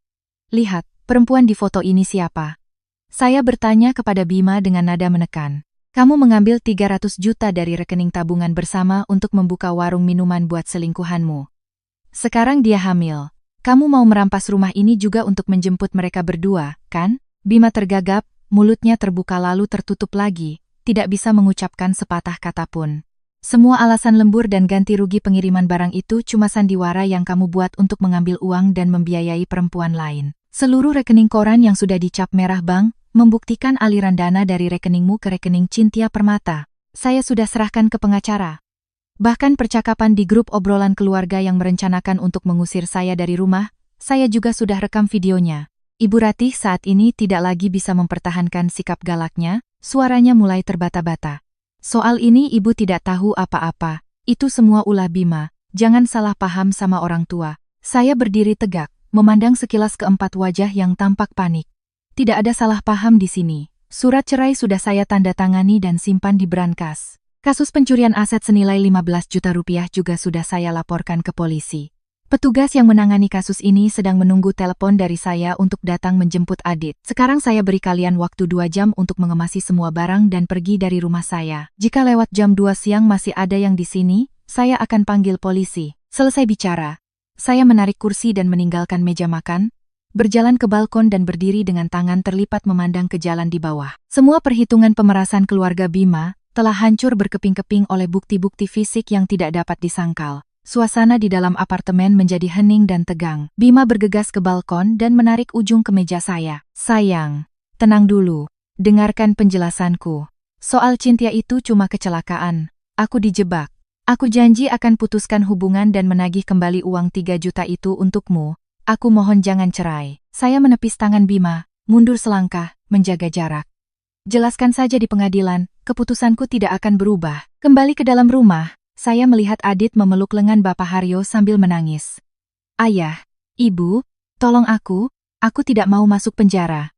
Aku khilaf, jam tangan itu cuma laku 7 juta. Bapak Haryo menampar pipi Adit dengan keras, berteriak, kamu ini merusak segalanya. Cepat kemasi barang-barangmu. Ibu Ratih dengan tergesa-gesa berlari ke kamar tamu, menarik 3 koper kain dari sudut ke tengah lantai. Mereka memasukkan pakaian sebanyak mungkin ke dalam koper dengan tergesa-gesa, tidak peduli dengan kerapian. Tepat pukul 13.30, 3 koper sudah berjejer di depan pintu utama. Adit dengan cepat mengenakan sepatu kets, menyandang ranselnya. Berdiri merapat ke dinding, tidak berani menatap saya. Bapak Haryo membawa kantong tembakaunya, dengan wajah marah berjalan ke koridor dan menekan tombol lift. Ibu Ratih menoleh ke arah saya, dengan nada memohon. Ibu minta maaf, ibu sudah tua dan gegabah. Maafkan Adit, jangan laporkan dia ke polisi. Utangnya berapa nanti orang tua di desa jual tanah untuk bayar? Saya menjawab singkat. Keluar dari rumah saya sekarang. Semuanya akan diselesaikan di pengadilan. Bima masih berdiri termangu di tengah ruang tamu, memegang kunci motor. Dia masih mengenakan kaos oblong, mengambil beberapa setel pakaian kerja dan memasukkannya ke dalam kantong plastik. Aku akan pindah ke kos beberapa hari. Kamu pikirkan baik-baik, nanti kalau sudah tidak marah lagi aku akan kembali. Saya berjalan ke pintu, mendorong kantong pakaian Bima keluar koridor, lalu membanting pintu kayu itu dengan keras. Begitu kunci elektronik berbunyi bip, saya menelepon tukang kunci profesional di toko ujung jalan. 15 menit kemudian, 2 orang tukang kunci datang membawa peralatannya. Saya meminta mereka untuk melepas seluruh kunci lama dan menggantinya dengan 1 set kunci mekanis anti potong dengan inti ganda jenis terbaik. Proses penggantian kunci memakan waktu hampir 1,5 jam. Saya membayar 3 juta rupiah untuk jasa dan material, menerima 3 buah kunci mekanis berlapis tembaga yang berkilauan, dan menyimpannya dengan baik di dalam tas. Memulihkan kata sandi kunci elektronik masih berisiko jika Bima tahu cara mengaturnya kembali. Mengganti kunci mekanis adalah pilihan yang paling aman. Selesai mengamankan tempat kejadian, saya mulai membersihkan sisa-sisa peninggalan keluarga mereka. Saya mengambil kantong sampah besar berwarna hitam, mengumpulkan semua tulang ayam, kaleng bir, tisu bekas di meja makan dan membuangnya ke tempat sampah. Bak cuci piring saya isi dengan air panas dan sabun cuci piring, menggosok bersih setiap piring dan mangkuk yang berminyak. Saya melepas spray bermotif bunga merah norak di kamar tamu, memasukkannya ke mesin cuci, dan memilih mode cuci antibakteri 90 derajat. Botol minyak angin. Kantong plastik berbau tembakau di meja rias saya buang ke tempat sampah. Saya membuka semua jendela di rumah, menyalakan kipas angin langit-langit dengan kecepatan penuh untuk menghilangkan bau keringat asam dan bau makanan yang menempel di tirai. Lantai keramik saya pel 2 kali dengan cairan pembersih yang kuat. Setelah 3 jam membersihkan tanpa henti, apartemen saya akhirnya kembali bersih, wangi, dan tenang seperti sedia kala. Saya menyeduh secangkir teh kamomil, duduk di sofa di ruang tamu, dan menyesapnya. Perang yang sesungguhnya kini beralih ke ranah hukum. Senin pagi saya datang ke kantor menyerahkan surat cuti 2 hari. Membawa map berisi lengkap berkas perceraian, saya naik taksi menuju pengadilan negeri di Jalan Besar. Ruang penerimaan berkas cukup ramai. Saya mengambil nomor antrian, menunggu hingga pukul 10.00 baru kemudian dipanggil oleh petugas. Saya menyerahkan surat gugatan cerai asli, akta nikah, salinan kartu keluarga yang telah dilegalisir, KTP, dan sertifikat apartemen. Petugas memeriksa dengan teliti setiap jenis dokumen, kemudian meminta saya untuk melampirkan tumpukan rekening koran yang membuktikan penggelapan dana dan perangkat berdeham penyimpanan berisi bukti-bukti perselingkuhan. Petugas memberikan tanda terima, membubuhkan stempel, dan memberitahukan bahwa berkas telah lengkap, meminta saya untuk menunggu surat panggilan untuk membayar biaya perkara. Setengah bulan kemudian, saya menerima surat panggilan mediasi pertama. Tepat pukul 08.00 pagi hari mediasi, saya sudah berada di ruang kerja hakim. Bima datang terlambat 15 menit, wajahnya kuyu, janggut dan kumisnya tidak terurus. Pengacara Budi, yang telah saya sewa untuk mewakili saya, duduk di sebelah saya. Hakim memulai pertemuan dengan menanyakan penyebab konflik. Bima masih berusaha mengelak, mengatakan bahwa pertengkaran kami hanya sementara karena perbedaan pandangan hidup. Dia tidak setuju untuk bercerai dan meminta kesempatan untuk berdamai. Pengacara Budi segera meletakkan tumpukan rekening koran yang telah dicap merah dan serangkaian foto Bima membawa selingkuhannya ke klinik bersalin di atas meja hakim. Tergugat telah melanggar secara serius hukum perkawinan, melakukan perselingkuhan, memiliki anak di luar nikah, dan dengan sengaja menggelapkan 300 juta rupiah dari tabungan bersama untuk diberikan kepada pihak ketiga. Hakim memeriksa dokumen-dokumen tersebut, lalu bertanya kepada Bima apakah ada sanggahan. Bima menunduk, menjawab dengan suara pelan, tidak. Proses penyelesaian sengketa harta berlangsung cukup cepat. Apartemen tersebut ditetapkan oleh pengadilan sebagai harta yang diperoleh sebelum masa perkawinan, dengan bukti dokumen pemberian dari orang tua penggugat. Oleh karena itu, apartemen tersebut adalah milik pribadi saya. Mengenai dana bersama yang hilang, pengadilan memutuskan bahwa Bima harus mengembalikan seluruh 150 juta rupiah, yang merupakan bagian saya dari total 300 juta yang telah ditransfer. Jika Bima tidak memenuhi kewajibannya, lembaga eksekusi akan menyita gaji bulanannya atau aset lainnya. Surat putusan pengesahan perceraian dan pembagian harta diterima oleh kedua belah pihak 3 minggu kemudian. Memegang salinan putusan yang telah dicap merah pengadilan, saya melangkah keluar dari gerbang pengadilan, merasakan angin sejuk dari arah sungai yang mengalir di sepanjang kota. Bima berjalan gontai di belakang dan memanggil saya. Dia ragu-ragu meminta saya untuk mencabut laporan polisi terhadap Adit yang mencuri jam tangan. Sebagai gantinya, dia akan meminjam uang dari teman-temannya untuk membayar lunas 150 juta kepada saya minggu depan. Saya mengangguk setuju, menandatangani surat pencabutan laporan. Tujuan utama saya adalah membersihkan parasit-parasit itu dari hidup saya dan mendapatkan kembali aset saya, bukan untuk menjebloskan seorang pemuda berusia 22 tahun ke penjara. Minggu berikutnya, rekening bank saya menerima transfer penuh sebesar 150 juta rupiah dari Bima. Sejak hari itu, saya memutuskan semua hubungan dengan keluarganya. Saya kembali ke rutinitas pekerjaan yang sibuk, melanjutkan perjalanan bisnis yang panjang. Kembali ke apartemen pada malam hari, saya bisa dengan nyaman merebahkan diri di tempat tidur yang sudah tidak asing lagi, menikmati kedamaian mutlak yang telah saya perjuangkan sendiri. Rabu pagi, beberapa hari setelah proses perceraian selesai, saya sedang memeriksa laporan biaya untuk kampanye iklan akhir tahun ketika telepon meja di ruang kerja berdering. Di seberang sana adalah suara tegas dari Bapak Budi. Petugas polisi sektor tempat saya pernah melaporkan pencurian jam tangan. Bapak Budi memberitahukan bahwa dia telah menerima konfirmasi dari bank mengenai transfer sebesar 150 juta rupiah dari Bima, dan meminta saya untuk datang ke kantor polisi membawa KTP untuk menandatangani surat pencabutan laporan sesuai kesepakatan. Menutup pulpen, saya menyimpan file yang sedang saya kerjakan di komputer. Mengambil jaket yang tersampir di sandaran kursi. Lalu langsung turun ke tempat parkir di lantai bawah tanah. Tiba di kantor polisi pada pukul 10.30, saya menyerahkan kartu identitas di meja piket. Bapak Budi mengambil sebuah map biru dari lemari arsip, menunjukkan kepada saya berita acara pemeriksaan Adit yang ditulis tangan di 3 lembar kertas A4. Membaca sekilas tulisan tangan yang tidak beraturan itu, saya dengan cepat memahami seluruh keterangannya. Adit mengakui telah diam-diam membuka laci meja rias yang kuncinya rusak, mengambil jam tangan tersebut dan menggadaikannya di sebuah pegadaian seharga 7 juta rupiah. Uang itu seluruhnya dia gunakan untuk akun judi bola online dan habis dalam 1 sore. Yang menarik dalam berita acara tersebut, Adit menuliskan dengan jelas bahwa orang tuanya terus-menerus menanamkan pemikiran bahwa apartemen ini cepat atau lambat akan diatasnamakan kepadanya, sehingga dia dengan berani menggeledah barang-barang tanpa takut ketahuan. Mengembalikan tumpukan kertas itu ke meja aluminium, saya mengambil pulpen biru, menandatangani di bagian bawah formulir, dan mengajukan permohonan pencabutan tuntutan. Kasus pencurian ini secara resmi ditutup secara hukum. Siang harinya, Rina menelepon saya dan mengajak makan siang di sebuah restoran Jepang di lantai dasar sebuah pusat perbelanjaan besar. Setelah memesan 2 porsi nasi belut bakar, Rina segera mengeluarkan ponselnya dan memutar sebuah pesan suara yang dikirim oleh seorang agen dari kantor detektifnya. Suara seorang pemuda melaporkan secara rinci pergerakan Bima selama seminggu terakhir. Ternyata, untuk mendapatkan uang ganti rugi yang sangat besar dalam waktu singkat, Bima harus mengorbankan segalanya. Awalnya dia menelepon semua teman-temannya sejak kuliah hingga rekan kerja untuk meminjam uang. Kabar tentang perselingkuhannya dan diusir dari rumah oleh istrinya sudah tersebar luas, sehingga tidak ada yang berani meminjamkannya uang. Dalam keadaan terdesak, Bima membawa motornya ke pasar loak, menerima kerugian untuk mendapatkan 35 juta rupiah tunai. Sisa 115 juta rupiah. Dia dengan berat hati mendatangi sebuah lembaga kredit ilegal yang berkedok perusahaan konsultan keuangan di kawasan kumuh. Rina sambil menyantap rumput lautnya, menganalisis dengan tajam kontrak pinjaman Bima.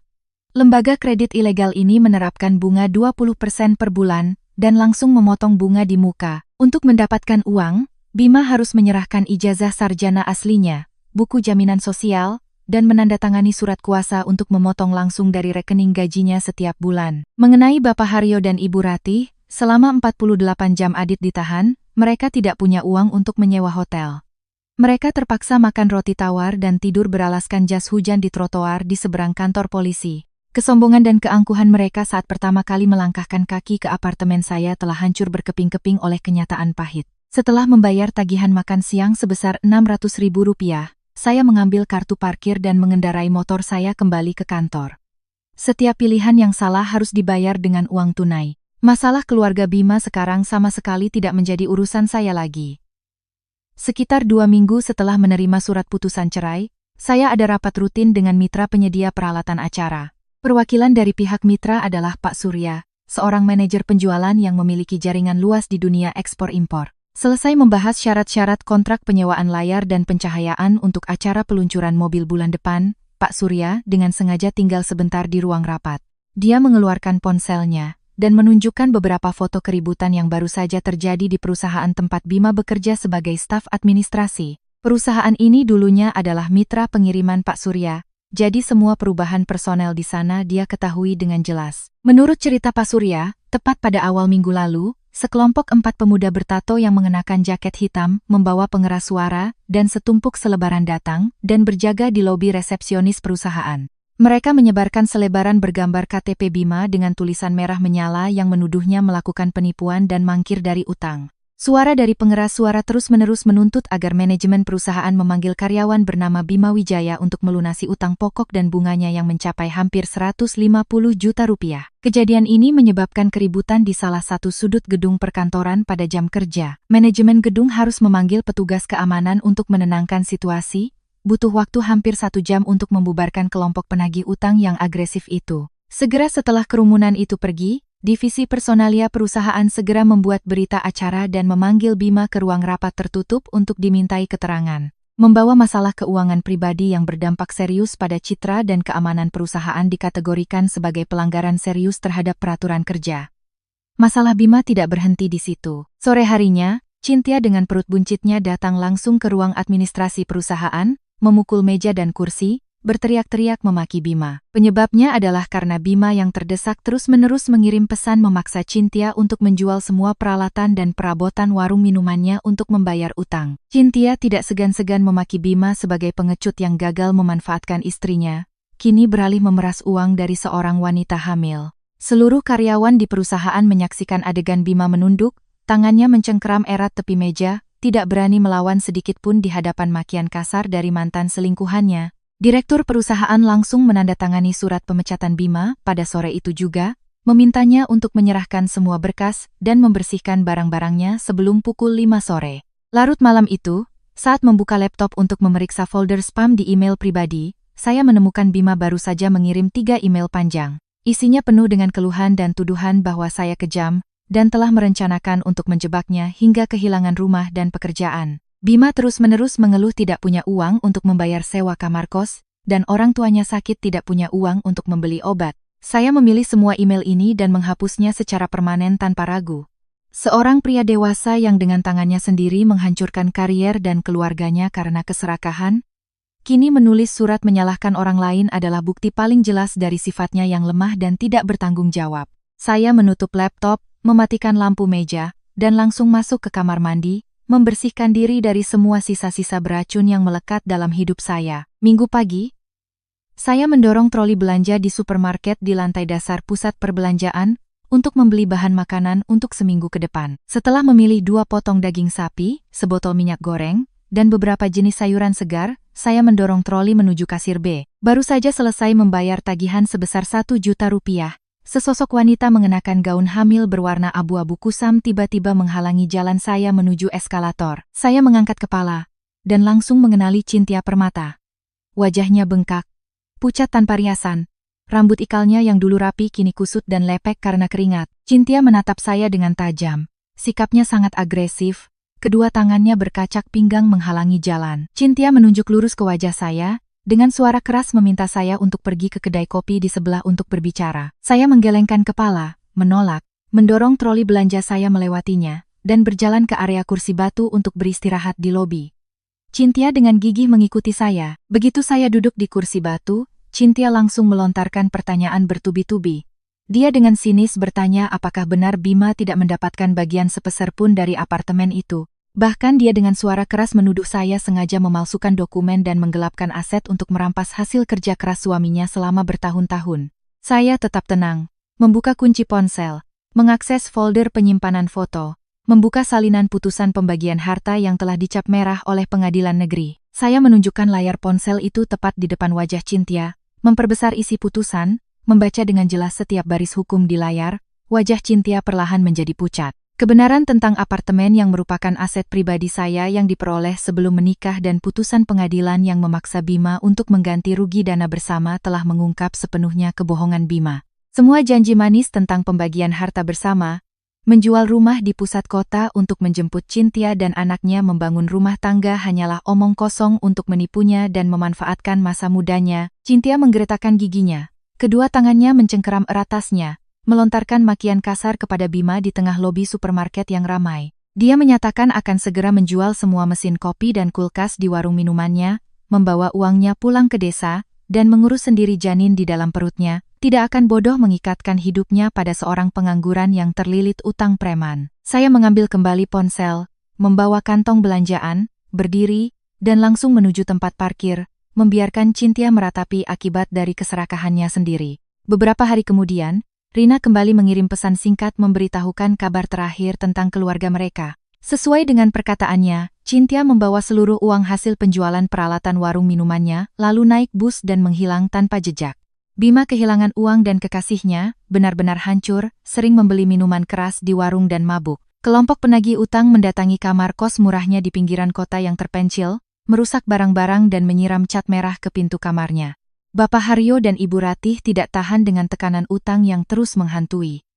Setiap hari mereka memarahi Bima, menyalahkannya karena bodoh dan kehilangan sandaran ekonomi yang kuat. Adit beralasan pergi melamar pekerjaan, padahal sebenarnya dia bersembunyi di warung internet seharian untuk menghindari penagih utang kakaknya. Kamar kos yang sempit dan panas, seperti oven menjadi neraka bagi 4 orang yang penuh dengan keegoisan dan perhitungan. Setelah menyelesaikan semua sisa-sisa pernikahan yang lama, saya mulai menata kembali ruang hidup saya sendiri. Saya menghubungi sebuah perusahaan desain interior besar, menandatangani kontrak senilai 80 juta rupiah untuk merenovasi seluruh apartemen. Tim profesional datang membawa peralatan, membongkar lantai kayu olahan lama yang sudah tergores, dan menggantinya dengan lantai vinil motif kayu berwarna terang. Seluruh dinding di ruang tamu dan kamar tidur dicat ulang dengan warna krem hangat, menghilangkan kesan dingin dan kenangan yang menyesakkan. Tempat tidur pernikahan lama beserta kasur pegasnya saya sewa truk untuk dibuang ke tempat pembuangan sampah. Sebagai gantinya, saya memilih sendiri sebuah tempat tidur dari kayu eksolit dan 1 set spray sutra berkualitas tinggi. Proses renovasi berlangsung selama 6 hari. Saya memindahkan barang-barang pribadi saya ke sebuah hotel di dekat kantor agar lebih mudah untuk bekerja. Jumat sore, saya menandatangani berita acara serah terima dan menerima apartemen yang telah selesai direnovasi. Bau cat baru yang bercampur dengan aroma minyak esensial serai menyebar di seluruh ruangan yang rapi dan terang. Sofa berwarna abu-abu muda diletakkan dengan rapi di tengah ruang tamu, di atas rak kayu ada televisi layar datar baru. Semua jejak keberadaan Bima dan keluarganya telah dihilangkan, tidak ada sisa sedikit pun. Malam itu, saya memutuskan untuk mengadakan pesta kecil. Tamu yang diundang hanya 2 orang, Rina dan asisten saya yang handal, Sari. Saya sendiri yang memasak 3 porsi bistik sapi panggang, tumis asparagus, dan membuka sebotol anggur merah, yang saya bawa dari perjalanan bisnis bulan lalu. 3 wanita berkumpul di meja makan kayu ek, mengangkat gelas dan bersulang untuk awal yang baru. Kegembiraan dalam kehidupan pribadi membawa peningkatan luar biasa dalam pekerjaan. Pada rapat evaluasi bisnis kuartal ketiga perusahaan, kampanye media peluncuran produk baru yang saya rancang dan pimpin secara langsung berhasil melampaui target pendapatan sebesar 200%. Dewan Direksi sangat menghargai kemampuan manajemen saya, dan secara resmi menandatangani surat keputusan pengangkatan saya sebagai Direktur Pemasaran Cabang Selatan. Jabatan baru ini disertai dengan bonus sebesar 200 juta rupiah, yang langsung ditransfer ke rekening gaji saya pada sore itu juga.